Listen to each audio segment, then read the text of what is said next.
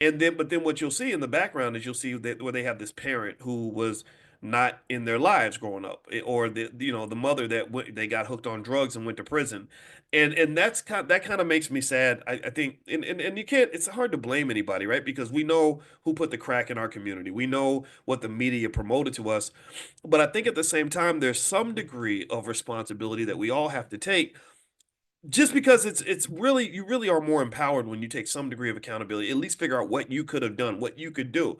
And I lived through the crack era, and not everybody chose to smoke crack. Not everybody chose to do the things that were going to get us locked up or put or in trouble. I lived through mass incarceration. I lived through the crack era. And I remember making specific decisions to say, I'm not messing with that. I'm not doing that over there, right? And so, even though we know that systematic racism is real, and this really speaks to the importance of Black people educating Black children, Black people owning Black media, Black people not really trusting other people to guide which direction our communities go and our families go. I think that's there's always that part where it's like, what choice did you choose to make? And do you really feel like you have a choice, or have you just surrendered to this idea that the fate of a Black man or the fate of a Black woman is in the hands of a white man or a white woman? I don't believe that. I don't think there's any benefit in believing that. There's no benefit in submitting to this idea, especially when you're aware of it, right? If you're aware that others are working to manipulate you and your culture in a certain way, then it's up to you to make the decision to have the culture to stand up against that. Right? It's up to you to decide, you know what? No, we're not doing this. This is not, I'm not following the crowd. I'm not trying to fit in. Right. But that requires a lot of work. It requires a lot of internal work, because you have to really sort of figure out what matters to you and why it matters to you and what should matter to you. Right? Like, what does it like? It's not hard to know how to raise a child properly. They got books on that. Did you choose to read the book? I haven't met a white man yet who told me I wasn't allowed to read a book.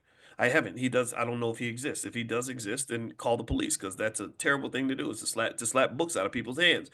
I've never met a white man who told me I couldn't learn how to invest or how to save money or how to build wealth. I never met a white man who told me that I couldn't really focus on learning how to love my wife in the best way possible or how to be the best father I could be. I've never met that white man. So so I think really sort of processing the dysfunction that keeps us from being who we want to be and being where we want to be. I think it's really a matter of deciding, what are you going to take accountability for?